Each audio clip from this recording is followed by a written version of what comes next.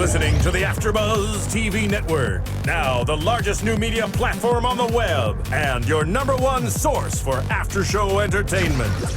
Very good, Gene. Johnson.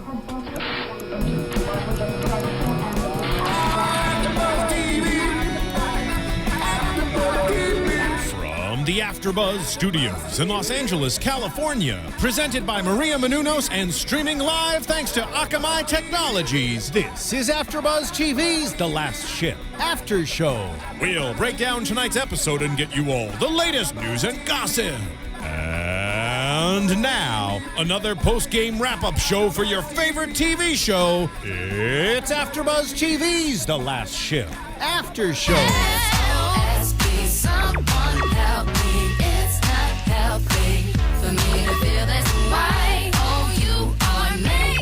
Makes me want to sing. I'm just going to let you guys sing the whole time, guys. Welcome into The Last Ship After Show, right here on AfterBuzzTV.com, Season 1, Episode 7. Of course, it's called SOS. Yes. And you need to start Rihanna with your day. I have a feeling You all have to three start of you... Rihanna with your You should day. start your day with Rihanna. I have a feeling that all three of you, Charlotte, Hey, I'm start calling your you out. day. You called me out last week. I'm going to call you out this I have a week. feeling you're lucky this table's so big. You're lucky we're not in the old studio where we were a little bit closer together. This table's big and I can't just throw water across the table. Whoa, that's Cons- aggressive. I'm just saying.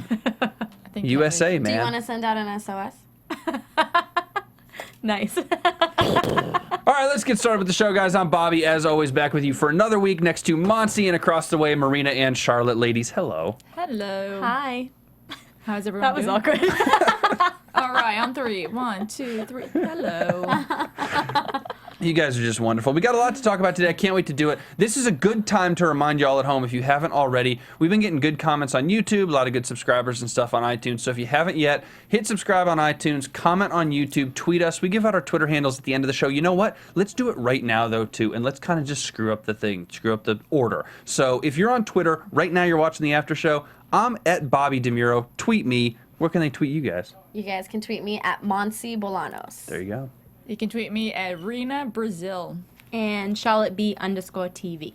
Rena Brazil, Charlotte B_TV, and Monse Bolanos. Send us a tweet. Send us what you think about the after show. We would love to hear from you. We already know you do it on YouTube. Thank you for that. So keep doing that. Let's jump into the show right now today so people have something to tweet about because they don't just want to talk about wow. Rihanna. We have a lot to talk about today. And first, let's start with the flashback in scene number 1. This show, a lot of Last Ship shows are pretty straightforward with maybe 1 or 2 kind of, running themes going on. This one was pretty much a single theme. It was pretty linear in terms of there weren't a whole lot of flashbacks, there weren't a whole lot of jump cuts. There was one flashback and it was at the start. And it's with the Russians' doctor, the Swedish doctor that the Russians have in their possession, I guess. I don't know if they're holding him against his will or what. But it's a flashback of him testing out some kind of experiment on himself back before the world went into chaos because they're sitting in a cafe and his counterpart, his other doctor says, you're crazy, don't ever come to my lab again, blah, blah, blah. I assume, and maybe it's wrong to assume, I assume that what this doctor was testing was a vaccine for this virus, correct? Mm-hmm. So this doctor may be immune to it now because he Right. has a vaccine. And what I got from it was that when obviously his girlfriend or wife who was moving away was starting to feel sick, actually got the virus, took it to, she was going to a few places, kind of transported it over, and he was the one that it's mutated from human or whatever the phrase is. That's what I took from it. That he was kind of the one that started off the chain that got the human virus, that got the human gene mixed into it. So he's like patient 0, is what you're saying. He is the start of this entire virus. Yeah, Yeah. that's an interesting point.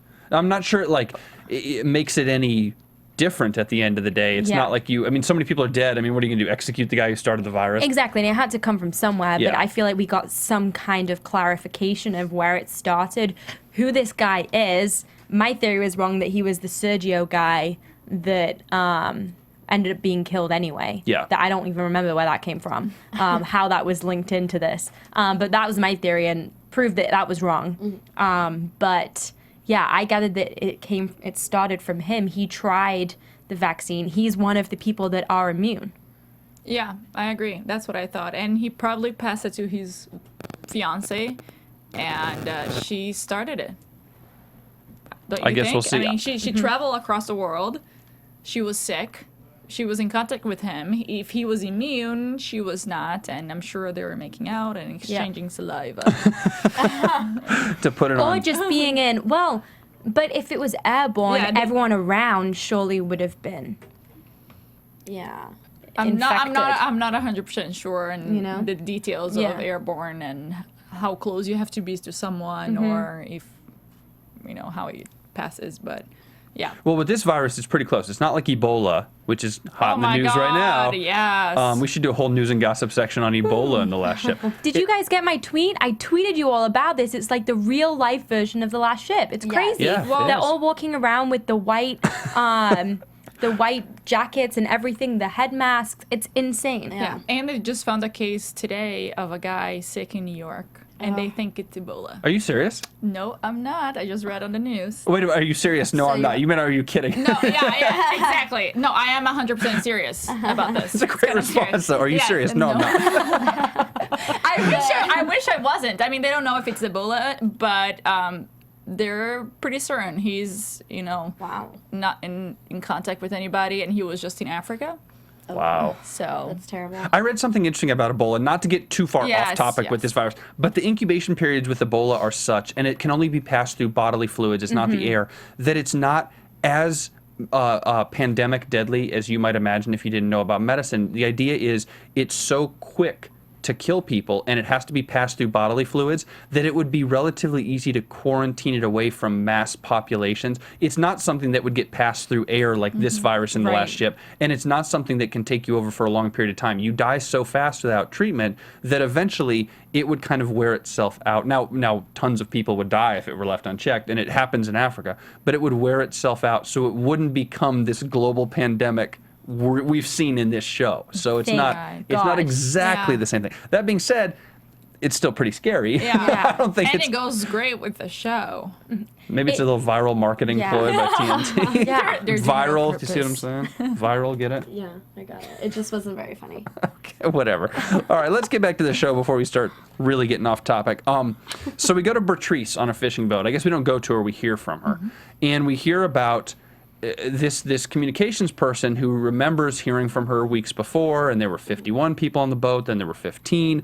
Now she's the only one, which means she may likely be immune. We find out later, spoiler alert, she is. But the Americans, and Chandler reaches out as Joe Brown on a fishing boat. Where I have a fishing boat near you, whatever. Because the entire time the Americans are concerned that the Russians are going to intercept their signal. And the Russians that we've left for several episodes are now back, and we knew they were coming back, but they're now back here in force, and everything the Americans are doing is because they're staying away from the Russians. Now, my question for you guys, and I guess we'll have to see how they use Bertrice with her immunity to the disease, but my question for you guys is this. The ship has been radar dark, has been off radar the entire time. They've had to go on radar for different situations and different periods with Bertrice to find different stuff and to rescue Chandler and blah, blah, blah. Is the one immune person, Bertrice, worth the trouble of losing the captain, dealing with the Russians again, doing all this stuff? Or could Scott have done something with the vaccine, even if it wasn't monkeys, on her own? I mean, is that immune person, the one immune person, going to end up being that important in the vaccine? I think so. Yeah. So it was worth it. I think it was worth it. I mean, it was definitely a risk because they weren't 100% sure that she was immune to all strands of the virus, but it turns out she is. So I think at the end of the day, it was worth it, but it was a big risk going in without knowing. Yeah, I think it's difficult to say, maybe if you would have asked them already ahead of time, hey, your captain might die. Do you still want to send out the crew? I think maybe they would have thought twice about it, but I still think they would have done it. It's for the greater good. I think they could have gone about it a different way. I don't think they needed to call in to find out exactly where she was. I think they could have honed in on a certain area to try and find without giving their location away. Right, why wouldn't they send a chopper? Yeah. Which, they never used before, which I also thought was interesting because I feel like they could have used in different episodes to benefit them. Didn't they use it today? And they said they were not for today for this episode. And didn't they run out of fuel on it? Well, they did No. run it, but they came back and refueled. Yeah. I thought the issue was that the chopper, anything that goes up is going to have a radar signal. Right. And they would have a radar signal too. Even when you're off radar and you're dark, because you're an object, radar will ping off of you. You know, it will ping off the ship. So if they got close enough to the Russians would still be able to pick the object up off radar. And I think their concern might have been the more things they have in the air, in the sea, whatever, if the helicopter goes up, if it got within the Russian radar range, even if it wasn't sending off radar, the Russians would still get a ping off of it, and they would say, something's in the air. This is probably the Americans, you know. So I think that was the concern, that they couldn't send the helicopter, and then they took a risk and said, if we're radar dark, we'll try to go to her and be as, you know, closed off as we can. But they weighed that risk and said, we have to see if she's immune. If she is immune, maybe her DNA is key to solving this entire thing. So I don't know. Yeah, I can't think of any other way aside from them contacting her to know her coordinates, but I don't know. I feel like there has to be a better way. And I feel like they couldn't. You don't have time to waste in that situation. Like, you have to just act on it. And if the doctor, the only doctor who could possibly have a vaccine, says, yes, this can help, how do you say no? Right. And how do you procrastinate that? There's no way. I'm utilitarian. Maybe this is wrong, but I'm more utilitarian. And I say, if this risks the entire ship because the Russians might get involved, or Bertrice could be a trap. They thought she was a trap for a while. If this is going to be something that could risk the entire ship just to potentially, uncertainly, maybe get somebody who might be immune, it's not enough of a guarantee to me. But what is certain at this point? Well, nothing, except if you stay on the ship, you don't get the sickness. Right, but they're not just gonna stay stranded and do nothing. Like, you have to move forward and try and do something. I think for you to, I get what you're saying. Like, you know, it might not be worth it, but at that point, nothing is certain. What is worth it? What do you do? It's hope. Yeah. And another thing that I didn't understand completely, I know that she has the virus, but she's immune, but that doesn't that mean that she can still transmit the virus? That's an interesting idea. You know, nobody was wearing masks back on the boat around her, and they weren't like trying to. Yeah, that's a good point. I hadn't even thought about Yeah, that. me neither. That's an interesting idea, that her body doesn't necessarily just repel the virus just because she's immune. It still has a host in her. It just may not do something to her. Yeah. It's not like she's like wearing a metaphorical shield of armor Right. from the virus itself. That's a good point. Right. I know. I thought they would put like the outfit on her or something, especially because they were in the boat that was obviously contaminated. Yeah. And yeah, she just walked in. That's a really good point. Thank you. Thank you. I guess my other question, though, maybe with the virus, and I don't know this, is after it kills all the subjects, if a couple weeks ago there were 15 people, now there's no one but her, I don't know how long it lives in its hosts after that they is true. die. And it would have lived in her at some point, but I don't know, maybe it runs itself out because the host dies and then the virus dies with the host. So I don't know. But that's a great point about she would still be... Obviously, she still has the virus and it's alive inside of her. It's like with like chicken pox or something. You know, Yeah. you get it once and you're immune to it. You have to get it and then you go through it or whatever. But you still host those. You still host those molecules. That's a good point. You threw me on that, but it's like absolutely that would be. Maybe we'll find out. Maybe the writers are gonna watch this and be like, "Oh snap, we messed up." I think there's something's weird there. Yeah. Something is off with Bertrice a little bit. There's some other story there. Or, now I'm just going to throw this out here, and I'm sorry to say it. They've always had a non-military person on the ship, at least one. And obviously we had Dr. Scott and Quincy. We had our boy Tex. It doesn't look good for Tex. I'm just going to be honest. It doesn't look good for Tex. I don't want to... We'll talk about Tex in a minute, but my point of bringing him up is maybe now that Tex might be gone, sorry to say it, maybe Bertrice is the new Tex. Hashtag She's new not Tex. funny though. You don't know that yet. You don't know that yet. The first part of the show, first quarter, whatever, before the first break, there was no Tex and it was boring. Yeah. There was no humor. I was like, "Where's Tex?" You don't know that yet, though. I don't think Tex is going anywhere, and I will say in my predictions what I think will happen. But I think Tex is fine. Okay, interesting. I'm going to disagree with you, but we'll just have to wait for that. Let's start with, before we go there, let's start with Cassetti being doubted. That was one of the guys, Cassetti was one of the guys who tried to unenlist, or not get off- unenlist, but when his get off the enlistment ship. was up, get off the ship. And I don't want to say they caused a mutiny, because it wasn't a mutiny. Those guys had a legal right to get off the ship. But in this situation, there was kind of a mutinous feel to it, and we remember that. We talked about that episode. But the reason I bring it up is Cassetti is now being doubted by Danny, saying, can you actually do this? Do you really want to be a part of this? Blah, blah, blah. You took over for Frankie, right? The guy from the first episode, the first one who died.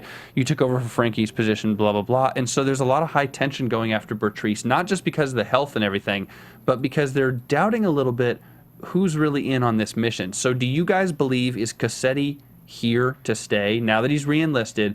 Is he and all those other guys, Bacon and all the other 15 or 16 of them, are they back and loyal and good forever and we don't need to worry about them anymore? I don't think they're loyal forever, but I thought it was a little hypocritical of I agree.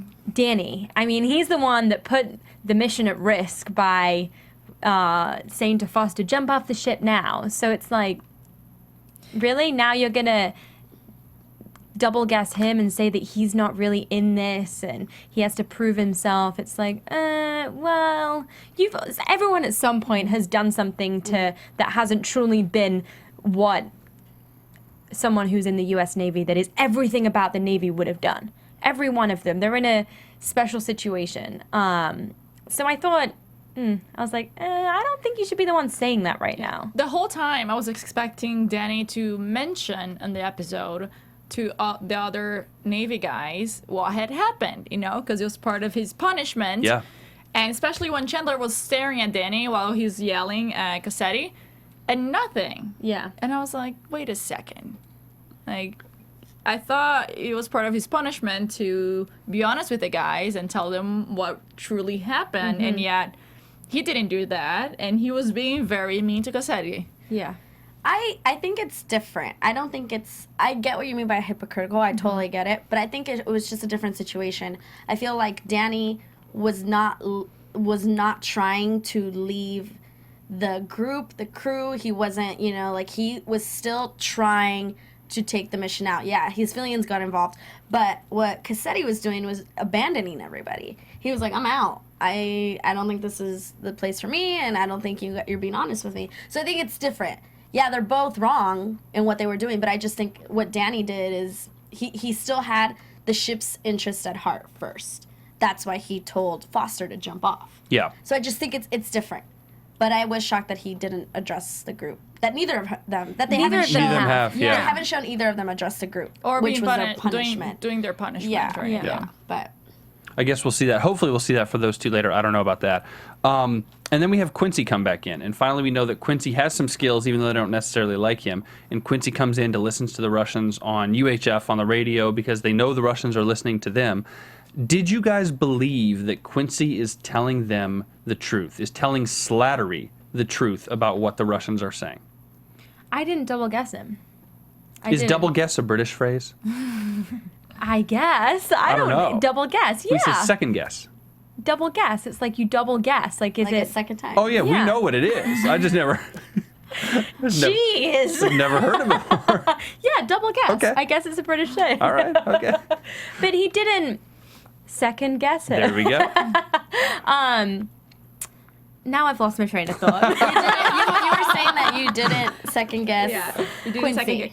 Yeah, I didn't. I thought he was telling the truth. And because it was breaking up, and I think the Russians were trying to throw the Americans off and Yeah. say drowning, they've drowned. But I don't think Quincy has any... The way he said, just do me one favor, kill... What's his name? Ruskov. Kill him. Yeah. So after he said that, I was like, I think he's kind of on their side now. He wants to find the Russians as much as, or wants the connection, the real connection, as much as the Americans do, want to know what's going on, because he has his family. Well, I thought that Quincy believed his family was dead after what happened, Yeah. and him not succeeding and bringing Dr. Scott. So that's why I thought he was telling the truth. He's like, I have nothing to lose anymore. I might as well help them kill the Russians who killed my family. So that was my reasoning for believing him. But again, I don't know. And with Slattery, I think he's somewhat... He knows what he sees is what he gets with Slattery. It's kind of... He's not going to be a Chandler or someone else that that's talking to him that's maybe meaning something else. Slattery was the one that went in there, gave him that speech, and was like, look, if you don't do this, and Slattery said to him, I'll put you on a capsule or whatever he said and shoot you into the air. I don't remember exactly. Put you on a what? A capsule. What is that? Oh, a capsule. Capsule. Oh, I got you. Okay. I love it. The way, like, it's not even British phrases, just you use different words for mean the same thing. I love it. Torpedo. Torpedo. It's a capsule. Yeah. Close. We're going to do a show one week where it's just Charlotte saying stuff. Yeah. Like, Charlotte, we're in the studio right now. What's that monitor behind your head? What do you call that? Do you have a word for that? Oh, I'm man. just going to stop talking. I forgot what I was saying again. I just need to hang out with more British people so it's not as weird to me. Most people probably watching this be like, dude, come on, stop it. Yeah, no, you're right about Slattery, though, and this is my question about Slattery for you guys, because I'm glad you brought him up at this point. Is Slattery, as XO, who is now the captain, the de facto captain when the captain's gone and will be gone for some time, is Slattery a capable captain? No, he's jeopardizing the mission completely. You said that very quickly. Yeah. And that's exactly what Chandler said. As soon as, was it the bird, that gun thing? Yeah. Shot and killed the Russian plane. The drone, yeah. The the gun. drone. Yes. Yeah. As soon as they did that, Chandler, Tex was like, yeah. Chandler was like, that was a terrible thing to do, which is true, because it just showed to the Russians that the Americans would do anything to save Chandler, and now that's what they've done, and then they're going to keep Chandler to... But to play devil's advocate, Slattery said it too. They were talking about whether or not they should go after Chandler, and Slattery was like, I know we shouldn't. I know he said not to. It's captain's orders, but he would never leave any of us behind anyways. I agree. And he didn't in the past. Chandler has gone after people in the past, like with Danny and Foster and stuff. So, I don't know. I mean, do you two think that Slattery is a capable captain? Okay, well, capable captain is different from what I was gonna say. I think he is probably capable of it. He was trained, and I don't think he's mentally stable I agree. to lead the crew. But at first, I thought Slattery had something up his sleeve. I thought he wanted to take over as captain and all that. And like you said, how he was like, I know we shouldn't. I know it was captain's orders, but he would never leave one of us behind. Yeah. So seeing that, I was like, well, maybe you are just kind of a mean guy at times. Not necessarily what I thought initially, but I just don't think he's mentally stable to carry out this type of mission. Yeah, I definitely think that he's capable of doing it. But I don't think he would be the best captain, like you mentioned. I think, he'd make a lot of mistakes. But I do have to say, I was very impressed with how he acted in this episode. We all kind of talked crap about him and weren't sure about his loyalty, but he was extremely loyal in this episode. Yeah, almost too loyal, because he wouldn't take the captain's orders and leave. He wanted to go back and get Chandler. But I think obviously it's worked and it's kind of backfired. But I think he's too emotional to be able to lead. Second question. Now that Chandler is gone, at least for the time, and Slattery is captain, I assume maybe Jeter is second in command. Does the ship have enough depth on their roster that if something happened to Slattery or if something gets tough, do they have enough good leadership? More than just Slattery. Can Jeter lead? Is there anyone else to lead? Or are they in a huge empty vat of lack of leadership now that Chandler's gone? I think there's a lack of leadership, and maybe that's the reasoning behind Slattery doing what he did. Because, maybe he knew that, if we lose Chandler, like, maybe soldiers are gonna want to leave. I feel like Chandler has been the hope in this ship. He's being like such an amazing leader. He's been supporting everyone and really helping them through this difficult time. So, the idea of having the boat without Chandler might have scared Slattery. And That's a good point. Yeah, I agree. I think that if this was maybe something more, not that any mission is typical, but something that they have already mentally prepared for, that anyone could do it. Even Danny at some point could step up and lead the ship. But I think in this case, in something that is so worldwide and it's literally, they are the last ship, essentially, I think they need someone with experience and someone that they can look up to and be like, this is our leader. Not feel like this is who is our leader now, because he had to be. Yeah, and Chandler's the one that Rachel has been talking to. Chandler knows everything about what Rachel's been doing, what Rachel needs. No one else I don't think Slattery really gets it properly. I don't think they've communicated enough for him to realize that she is trying her best. So I think that's a big negative. Yeah. And I guess we'll see about Jeter. I have some news about both Slattery and Jeter at the end of the show. They both did interviews, Adam Baldwin and Charles Parnell. So there's some good news about the two of them that I think is actually very applicable to what we're doing today. But before we get there, let's finish up really the second half of the show.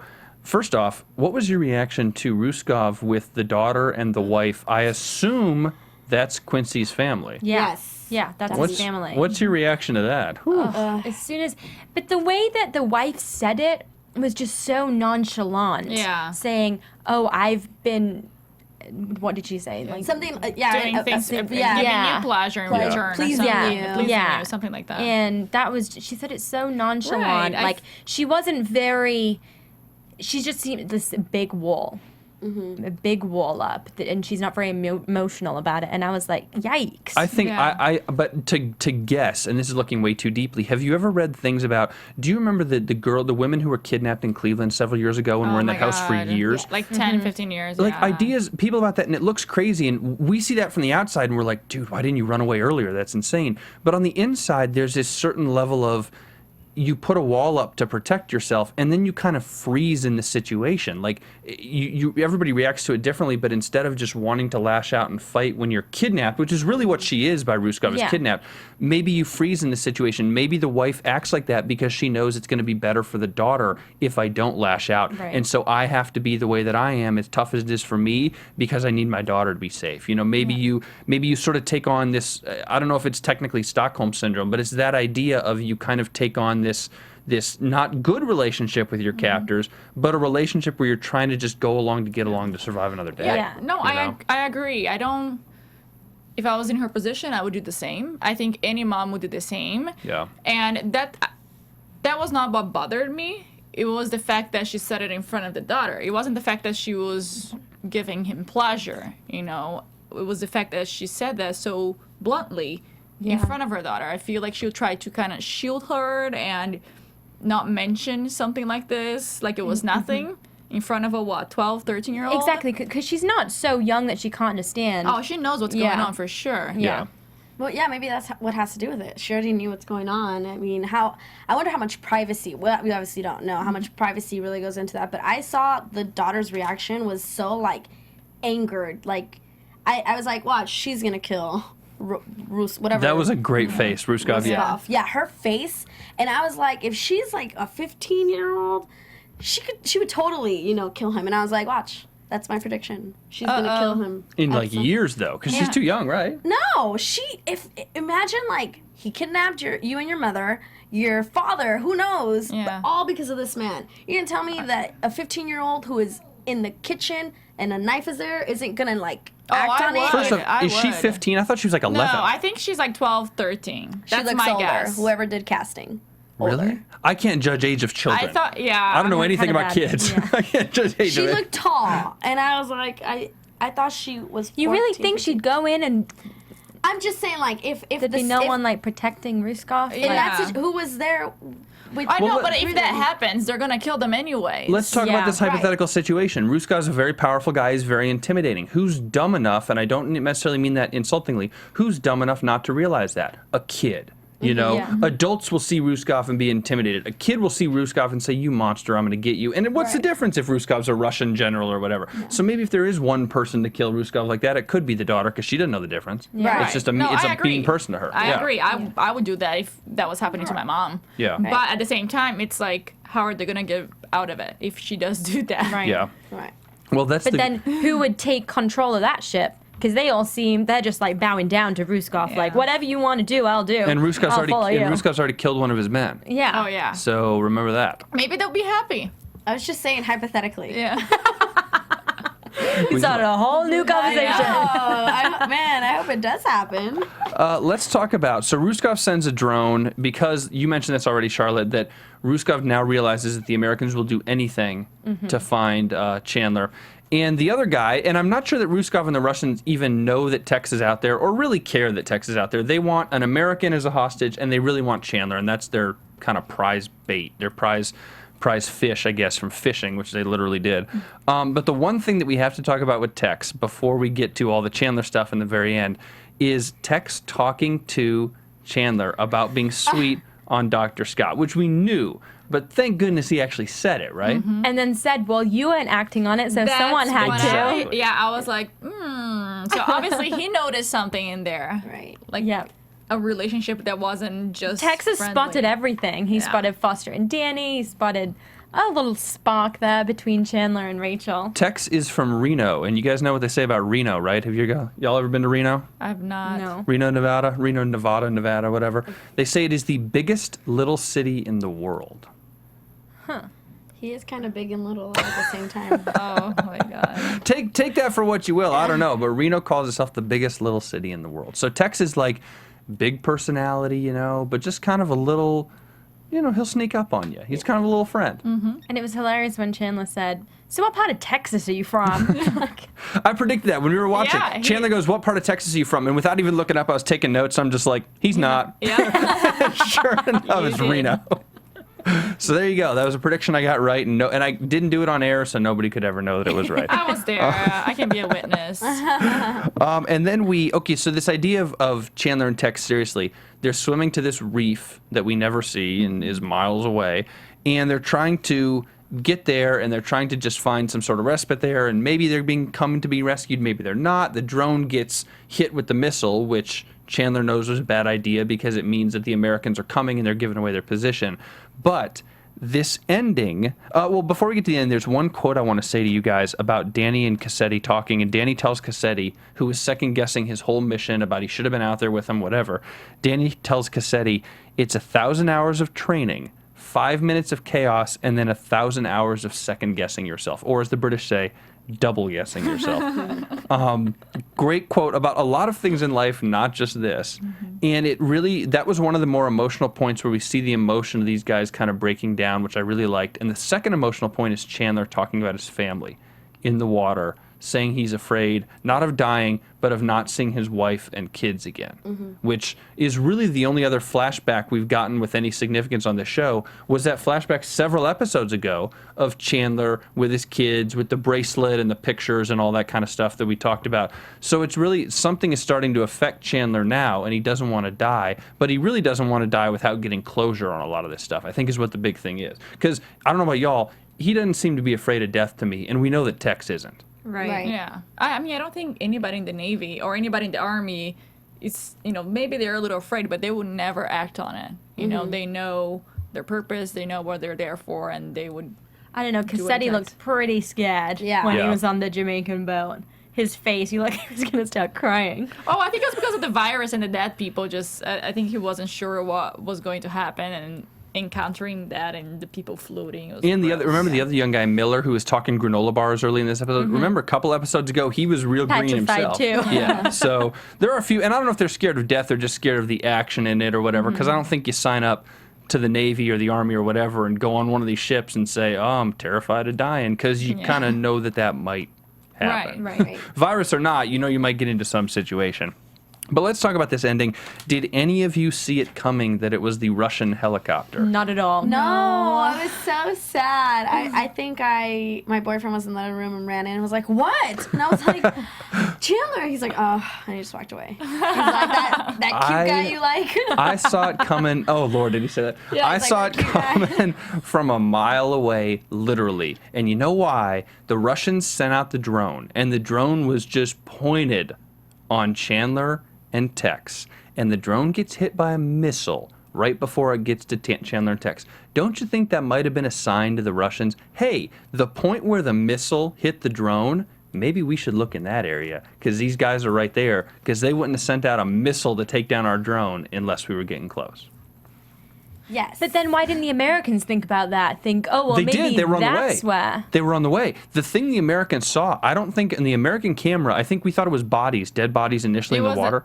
It was the like boat life raft crap that they left from. And I think it was just that tarp or whatever they had that they left when they started swimming. So the Americans were on the way to getting there. They just didn't get there in time. And I think the Russians were the ones who looked at the drone and said, where did our drone get shot? What was the coordinates of that? We need to go there. Yeah, they were one step ahead. Yeah. They were. My jaw was on the floor. Yeah, especially because one, the background music and how like Tex was like, "You go, Captain." Like, they, you know, it was everything about it. You were just like in like, "Oh, good, they're getting saved."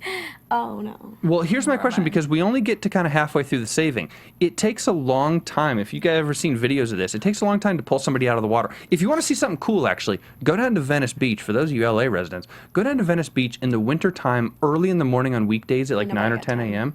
And they That's not early. I know. I know. well, early to me. Yeah. And they will do settle down, Britain. And they will do pretend water rescues with helicopters sometimes. They'll do training for lifeguards and the Coast Oh, Guard they're and doing whatever it training is there. for lifeguards now. I see them all the time. Yeah, they do all this sort of stuff. But and, I've never seen the helicopter. and sometimes, and I've seen helicopter rescues before, several times before. Like it was a scheduled thing on weekdays because nobody's out there. And you literally watch them drop the basket in, rescue stuff, pull it up. It takes a long time to do that. So my point of saying that story is, it takes a long time to have brought up Chandler with the little harness or whatever. Do they bring up Tex because he's the next guy down there and he has no idea what's going on? Does Chandler fight like hell to give Tex a sign that this is not our people? Or do the Russians say, we've got Captain Chandler, it doesn't matter who else is down in the ocean, screw this guy, let's leave him. Interesting. And I is hadn't Tex thought of done? that. I thought about that, and that's what I was going to say later. As to, I think Tex is going to survive because I think the American helicopter is going to show up, and it's just going to be Tex. I think So they're the going to leave Russian- Tex in the water. Russians don't care about Tex. Well, yeah, because I don't think that. I think the American helicopter will be able to see the Russian one because they're in somewhat the same vicinity. So I think that the Americans are going to know, well, shit, they've taken someone. Or by the time they get to Tex, it's just Tex. But I hadn't even thought about Tex. And it's interesting because in the preview for next episode, you only see Chandler Right. behind, Right, exactly, like yeah. locked in. Yeah. I don't know. I think they're gonna get text. Who's I'm they, just- the Americans, the Russians? The Russians. I'll just disagree. I think they'll get, just because, what is his name? The Russian captain. I Ruskov. forgot. Ruskov said, we need all the Americans we can get. Don't kill them. So I think maybe they will get text, and they're just gonna radio them. I thought it was a very weird decision that Tex let the captain go up first. Yeah. The Yeah. captain is always the last off the ship. The captain of the Titanic was the last one on the Titanic. I mean, I'm serious though. The captain, that's his job. That is your baby. That's your ship. And Chandler takes that very seriously. So it's weird that Chandler accepted the invitation to go up first. I thought that was Yeah. really weird. And it's even weird that Tex would offer. As nice of a guy as Tex is, he's not stupid. I know he's not a military guy, but he knows the hierarchy. Yeah. You go up first, the captain stays down, and he's the last one to see this thing through. Yeah. So it's weird that Tex let Chandler go up first and Chandler allowed it. That was a really weird inconsistency to me. That's not what Chandler does. Yeah. It's not his Right. personality. I thought that was weird too, but then I was like, maybe he's just really excited to go back. I don't think. I don't know. He's in this situation. He's not kind of the last one off the ship. He's the first one in the middle of it, in the mix of everything. But kind of the leader. But assuming they assumed it was the Americans who came to Yeah. rescue them, and knowing that the ordeal is over and the Americans are here, Chandler should have said, "You go first. You get rescued first. You get dry. You get recovered. I will stay down here. And if something happens and they can't get me, I have to be the last one down. Everybody else gets safe before me." Right. I think that's the oath you Yeah. take when you're a captain like Yeah. that. And it's weird that he went first. Yeah, and it's not that they were on a mission, but it kind of was a mission between Yeah. the two of them. No, it was a mission. It was a mission that went awry, and this is literally the end of the right. mission. Yeah. Right. Yeah, definitely. So I just thought there was something weird about that. And maybe because Chandler went first, maybe the Russians don't end up going back for Tex. They don't lower the thing again. They just kind of fly off. Yeah, but then maybe they I see the forgot. Americans coming, and it's like, oh, gotta go. Oh yeah, I feel Yeah. like that. That might be a reason. I'm not sure. I still think they take Tex, because even if Chandler somehow waved Tex, what is he gonna do? Try to swim away? Like, But I'll even just if go he- underwater, they won't see me. But he has to grab on to be able to go up. Yeah. Right, So- but they could kill them. They could send True, they could somebody. shoot I him. don't know. Yeah. There's a lot that they can do with them. I hope So- they don't shoot Tex. I hope not. Yeah, no, he's gonna get saved, guys. He's gonna get saved because if he doesn't, that means that Chandler and Dr. Scott are gonna be an item. Do it. If Tex is out of the story, That's my next season prediction. Let me tell you, he's going to get saved because if he doesn't, I did this on a show last night on a different after show. One of my favorite characters is kind of being written out of the show, and I said it then, and I'll say it now about Tex. If Tex doesn't come back next week, neither do I. I need Tex. I'm going to drive a hard bargain. I need Tex in the show. Let's do news and gossip right now. There we go. TV News. All right, we've got a couple pieces in news. Monse, would you like to start? yeah, I'll start. Okay, so Adam Baldwin, who plays Slattery, posted a tweet or tweeted a tweet that had a lot of people kind of upset. It's a picture of his gas. He filled up his gas tank, 27.9 gallons, and it cost him $120. First question.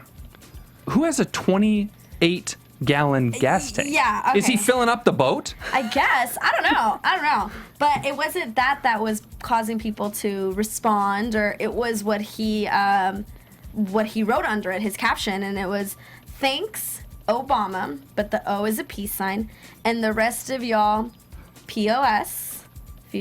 We'll explain later. Piece of. I use the S word, and hashtag AGW fraud cultists.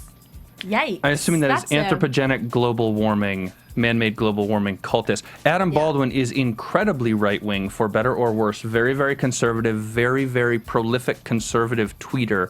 Tweets a lot of anti-Obama, pro-conservative stuff. And it's interesting to see, this is what you get with actors on Twitter, for better or for worse. Whether or not you like the point of view personally, of course he's got a right to do it. It's in America. I'm not of the same political view, but the man has a right to do it. And then you can kind of make up your mind on this on a case-by-case basis. Maybe for some people, if you're very liberal and you don't like very conservative Adam Baldwin, maybe you say, you know what, I'm not going to watch The Last Ship because I don't like this guy. Maybe for other people you say, Adam Baldwin's a conservative, forget that, but I love Slattery and I'm going to watch The Last Ship. So it's kind of to each his own, and I don't know if it's a better or worse thing on his perspective. Controversy. I feel as artists, we influence a lot of people. They influence a lot of people. They have a big viewing, and it could really hurt your career. You hear about shows being canceled, like hosts being fired. Yeah. Because of a comment they made. Maybe they didn't even think about it. And it wasn't something as big as that. It was just like a comment. Yeah, I totally agree with you, but I think this, because it's more like he could just be like, it's my political belief. He's not doing anything wrong. It's politics, and politics is already Right. I want to say something from the booth on this. Go for it, Steven. I think it's ridiculous that people are getting up in arms upon a caption on a tweet when literally you go back to 2007, 2006, we had celebrities literally posting pictures of Bush, like pinatas and things like that, and saying, thanks Bush, and nobody batted an eye at this. But when a Republican actor makes a statement, people get really up in arms. I think that it goes to show that, I just don't get it. I think everyone should have their own opinion, and everyone should be respected for their own opinion. Yeah. Steven's I fired agree up. that, I will say this: it's a give and take. But if you're going to put actors on Twitter and you're going to have them do this, I would rather have on Murder in the First. We do the Murder in the First after show. We make fun of Tay Diggs because he's got some social media person who's tweeting for him, and it's awful and it's impersonal. It's just like he's begging for retweets. It's bad. Whether or not you agree politically with what Adam Baldwin says, and I certainly do not. I would prefer to have somebody do this and be themselves, assuming this is him and this is what he is. Right. I would rather have somebody be themselves, for better or worse, on a medium like Twitter, and then we can decide whether we want to follow him or not. You don't have to follow him if you don't like him. I would rather he be himself than do the corporate speak, PR, hey guys, watch The Last Ship. Right. I'd love it if you watch. RT if you're watching. Forget that. Be yourself. Exactly. He's just being himself. Like you said, it's much better than the person that's like, oh, are you watching? Like, that only says stuff about their shows. It's like, this is who he is. Exactly. People can either take it or not. Yeah. It's up to you. Yeah. And what's funny is one thing about people's response. People were responding, political and all that. But there were some people that were like, you just got renewed for a second season. Get over it. You have the money. You got the money filter. I want to know what car he's driving that has 28 gallons of gas. Yeah. I drive like a truck. I drive a big old SUV, and the most I've ever put in it when I'm at lowest on empty is 16 gallons. He's almost doubling me. No, I've What's put he more driving? than that in my SUV. Oh man. Like close to 20, but I don't know. Like 28 gallons. Yeah. yeah, 28. I don't know. That's spaceship. Or Let's see if there were any fires in his neighborhood that were started and aided by gasoline, because the dude's just filling up a lot of different things. Okay, let's go to actually another piece of Adam Baldwin news. Adam Baldwin and Charles Parnell, who of course play Slattery and Jeter, were at Comic-Con along with showrunners Hank Steinberg and Stephen Kane last week, and BuddyTV.com has some good stuff about things they said on a panel at Comic-Con. One of the things Baldwin said about Chandler and Slattery butting heads and going in the future, Baldwin said, quote, "They're both leaders and they both have respect for each other, but the captain has the final say." So maybe Slattery is not as much of a usurper as we wanted to think. And Baldwin also called Slattery, quote, "a catalyst for the decision-making process who is there to question the captain without fear of insubordination, but I support the captain until he crosses a line." I don't know what that means going into the future in season 2, but we'll see. Steinberg, the showrunner, said that he originally thought of Slattery being a, quote, "perpetual obstacle to Chandler," which is what it was in the first couple episodes, but it seemed too easy and too obvious, and he says, quote, "It's much more interesting to have conflict between people that really care about each other," which I believe. Yeah. And Parnell, who plays Jeter, says, quote, "Towards the end of the season, things do get more complicated and the internal tension of the crew ramps up, and you will meet some new people." Ooh. Don't know what that means. And a couple other things about this. They wrote all the episodes at the same time in production. They didn't write one, film it, see what happened. They wrote the entire thing at the same time. They've got a plan for season 2, but nothing has been written finally, and they are open to adapting it to surprises if they want to change some things or whatever. And Kane, the other showrunner, Stephen Kane, stressed that the show is not about a mutiny at some point. He says it's the obvious, logical choice for viewers and for characters who have doubts or whatever, and the characters will have doubts, but there is not going to be a mutiny. So cut that out of your predictions, guys. All right. Interesting. Yeah. Speaking of predictions, let's get there. Let's do predictions right now. Right now. Right now. And now, your AFTERBUZZ TV predictions. All right, who's got the biggest one?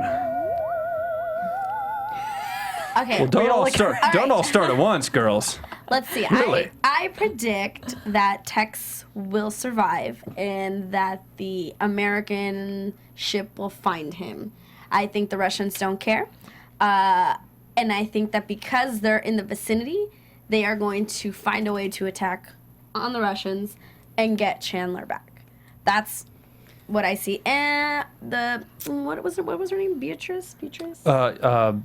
Bertrice. I don't know about that chick. I don't know. Agreed. I think there's something fishy there. I don't think it's everything that they see. I think Rachel's going to run out of monkeys, obviously, and I don't think Bertrice is going to really do anything for what she needs. I mean, something has to happen. They have to get on the Russians' boat, or vice versa. Something has to happen for them to get Chandler. We see Scott with a gun, so I think the Russians come onto the American ship. All right, I'm just gonna make it up. That's what we've been doing the entire time. Well, so you're yeah, in but good like company. really, like I really don't think this, but We got a phone ring. Hey, Charlotte? Did you want to answer the phone? I mean, we could Did this like about 2 weeks ago too. we could talk to whoever was calling right on the show. Right? Maybe, hey, you know what? Maybe they have a prediction about the last ship. They're gonna make it up. yes. Well, usually I have an idea what I think is gonna happen. I just really don't, so I'm just going with the flow. The preview, I see Rachel holding a gun and kind of, battling some Russians, I'm guessing. So I'm just gonna say this. Rachel's gonna either find out the cure with the blood from Bertrice, or she's gonna at least think she has it for sure, and then they're gonna send her to the Russian boat. That's my exact prediction. That is my exact prediction. I'm a mind reader. This is ridiculous. You do this every week. We do. You don't even understand. On every show, we do this to each other every week. One of us steals the other person's prediction every damn week. Yeah, you stole mine last week, so. Yes, it's ridiculous. It's either this show or the other one we do together. Every week we steal each other's predictions. Yes. That's insane. Charlotte and I have our own predictions. God. We're original. I guess. Hey, speaking of Twitter, if you want to follow Adam Baldwin or whoever else, where can they tweet you guys? You can find me at Rena Brazil on Instagram and Twitter. You can find me at ShellyB_TV, and you can find my bracelets at Lottie Rose Jewelry. Those are pretty badass, I will say. Thank you.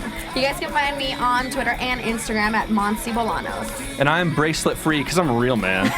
But you guys can find me on Twitter at Bobby DeMuro. I also recently released a documentary. It's called Skid Row Tuesdays. So hit hashtag Skid Row Tuesdays on Twitter or go on YouTube, type in Skid Row Tuesdays. I think you guys might actually like it. It's decent.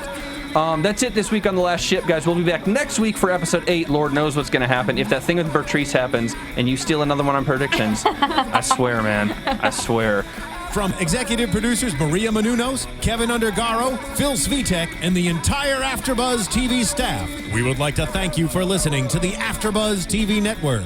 To watch or listen to other after shows and post comments or questions, be sure to visit AfterBuzzTV.com. I'm Sir Richard Wentworth, and this has been a presentation of AfterBuzz TV. Buzz you later. The views expressed herein are those of the hosts only and do not necessarily reflect the views of AfterBuzz TV or its owners or principals. Thank you for watching AfterBuzz TV on YouTube. For more of your favorite after shows and interviews, subscribe to our channel here, and be sure to share your opinion on the episode in the comment section below here. We'd love to see what you guys are buzzing about. Thanks again. Buzz you later.